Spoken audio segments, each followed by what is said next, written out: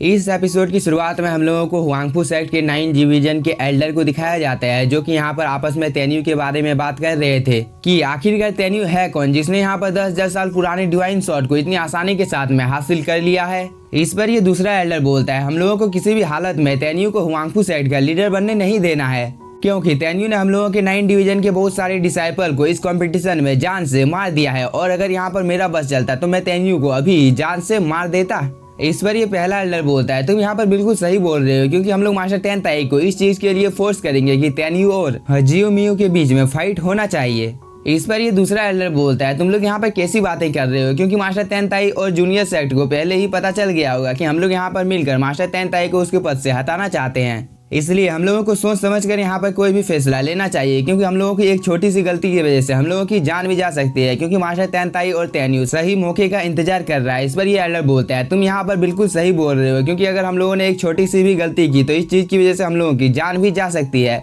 लेकिन हम सभी मिलकर उन लोगों को यह मौका नहीं देंगे। इसके बाद हम लोग खुद हुआंगफू सेक्ट का लीडर कौन बनेगा इस चीज के बारे में आराम से बैठकर बात करेंगे, और ये सभी यहाँ पर कुछ देर तक ऐसे ही बात करते रहते हैं, लेकिन इनमें से किसी को भी पता नहीं होता है कि इन लोगों की बातों को यहाँ पर कोई छुप छुप कर सुन रहा है। दूसरी तरफ हम लोगों को एक एल्डर को दिखाया जाता है, जो कि इस यंग मास्टर के पास आ जाता है और वो उसे बता देता है कि आपने जैसा सोचा था बिल्कुल ऐसा ही हो रहा है। इस पर यंग मास्टर इस लेडी को यहाँ से जाने के लिए बोलता है, लेकिन ये लेडी गलती से चाय को गिरा देती है, जिसकी वजह से यंग मास्टर को बहुत ही ज्यादा गुस्सा आ जाता है और कुछ देर इस लड़की को टॉर्चर करने के बाद उसे दूर फेंक देता है। इसके बाद वो इस एल्डर को बोलता है, आखिरकार तुम इस जगह पर बोलना क्या चाहते हो। इस पर ये एल्डर बोलता है, 9 डिवीजन के एल्डरों ने फैसला कर लिया है कि वो सभी मिलकर मास्टर टेन ताई को जान से मारने वाले हैं, साथ ही तेन्यू को भी। इस पर यंग मास्टर बोलता है, क्या तुम लोग कंफर्म हो कि तुम लोग मास्टर टेन ताई और तेन्यू को जान से मार डालोगे। इस पर ये एल्डर बोलता है, 9 डिवीजन के एल्डर अगर एक बार एक साथ मिल जाते हैं तो मास्टर टेन ताई भी हम लोगों का कुछ भी बिगाड़ नहीं पाएगा। इस पर यंग मास्टर बोलता है, अगर मास्टर टेन ताई ने कोई दूसरा प्लान पहले से ही बना कर रखा है तो तुम लोग क्या करोगे।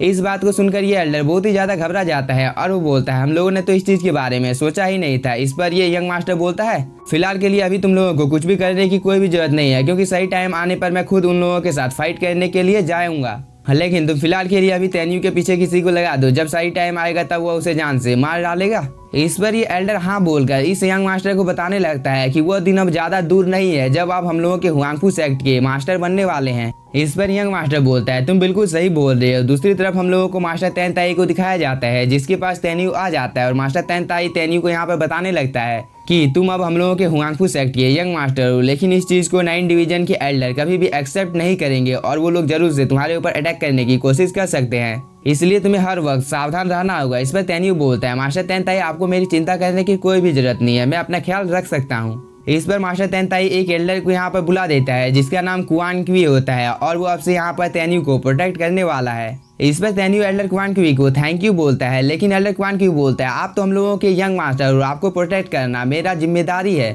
तभी मास्टर टेन ताई तेन्यू को लॉन्गयुआन सेक्ट में जाने के लिए बोल देता है, उस जगह की कैसी कंडीशन है उन सब चीजों की जानकारी लेकर यहाँ पर शाम तक आने के लिए बोल देता है, क्योंकि शाम को तेन्यू के लिए एक पार्टी को रखा गया है। इस पर तेन्यू भी हाँ बोलकर यहाँ से जाने लगता है, लेकिन तभी वो रुक के मास्टर टेन ताई को बोलता है कि मैं शाम तक यहाँ पर नहीं आ सकता हूँ, क्योंकि मुझे एक इम्पोर्टेंट काम की वजह से हुआंगफू सेक्ट से बाहर जाना है। इस पर मास्टर टेन ताई भी मान जाता है और वो बोलता है, 9 डिवीजन की तुम्हें चिंता करने की कोई भी जरूरत नहीं है, क्योंकि हजारों सालों से मैं इसके साथ फाइट करते आ रहा हूँ, तो मैं अब भी कर सकता हूँ और फ्यूचर में मैं तुम्हें हुआंगफू सेक्ट का मास्टर बना दूंगा। इस पर तेन्यू भी एस मास्टर बोलकर यहाँ से चला जाता है। तेन्यू के यहाँ से चले जाने के बाद मास्टर टेन ताई किसी को इस जगह पर बुला लेता है और उसे तेन्यू को प्रोटेक्ट करने के लिए बोलता है। इस पर ये एल्डर बोलता है, लेकिन मास्टर टेन ताई मैं तो आपको इस जगह पर अकेला छोड़कर नहीं जा सकता हूँ। इस पर मास्टर टेन ताई बोलता है, सेक्ट में और भी बहुत ही ज्यादा लोग हैं जो कि मेरी मदद कर सकते हैं, इसलिए फिलहाल के लिए तुम अभी तेन्यू को प्रोटेक्ट करने के लिए जाओ। इस पर ये एल्डर भी हाँ बोलकर यहाँ से चला जाता है। इसके बाद हम लोगों को नेक्स्ट डे का सीन दिखाया जाता है, जहाँ पर मास्टर टेन ताई किसी का इंतजार कर रहा था, लेकिन तभी यहाँ पर 9 डिवीजन के जितने भी चीफ होते हैं वो सभी यहाँ पर आ जाते हैं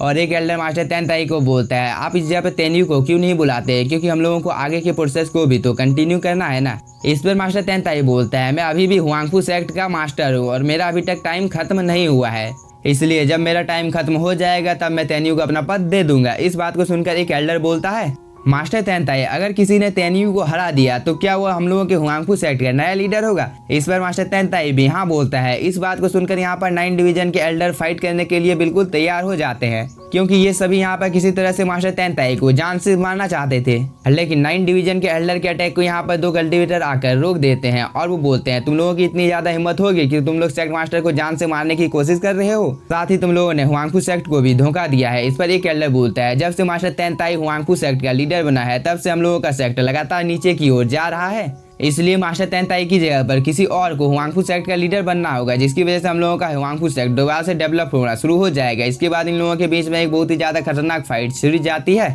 लेकिन 9 डिवीजन के ये एल्डर इस फाइट को हारते हुए दिखाई दे रहे थे, इसलिए 9 डिवीजन के सभी एल्डर एक साथ मिल जाते हैं। तभी मास्टर तेनताई भी यहाँ पर अपनी पावर को एक्टिवेट कर लेता है और वो 9 डिवीजन के एल्डर को बोलता है, क्या तुम लोग आउटसाइडर से मिले हुए जो कि हुआंगफू सेक्ट को डिस्ट्रॉय करना चाहता है? इस बात को सुनकर कुछ एल्डर यहाँ पर घबरा जाते हैं, लेकिन 9 डिवीजन के ज्यादातर एल्डर अभी भी मास्टर तेनताई को जान से मारना चाहते थे। साथ ही यहाँ पर इस एल्डर और मास्टर तेनताई के बीच में कुछ देर तक फाइट चलती ही रहती है। तभी एक दूसरा एल्डर बोलता है, मास्टर तेनताई ने कुछ देर पहले जो कुछ भी बोला था, क्या वो सब कुछ सच है कि तुम आउटसाइडर के साथ मिलकर हम लोगों के हुआंगफू सेक्ट को डिस्ट्रॉय करना चाहते हो? इस पर ये एल्डर बोलता है, अगर मास्टर तेनताई इस फाइट को जीत जाता है तो भी तुम लोगों का मरना तय है, इसलिए तुम लोगों के लिए अच्छा यही होगा कि तुम मेरा साथ दो। और वो यह बोलकर मास्टर तेनताई को यहाँ पर जान से मारने ही वाला था, लेकिन तभी एंट्री होती है यहाँ पर तेन्यू की, जो कि यहाँ पर आने के साथ ही सेल्लर की अटैक को रोक देता है। इस चीज को देखकर ये दोनों कल्टिवेटर बोलते हैं, यंग मास्टर हम आपका ही इंतजार कर रहे थे। लेकिन 9 डिवीजन के यहाँ पर जितने भी एल्डर थे उन सभी को बहुत ही ज्यादा गुस्सा आ जाता है और वो बोलता है, मास्टर तेनताई के साथ में यहाँ पर हम तेन्यू को भी जान से मार डालेंगे।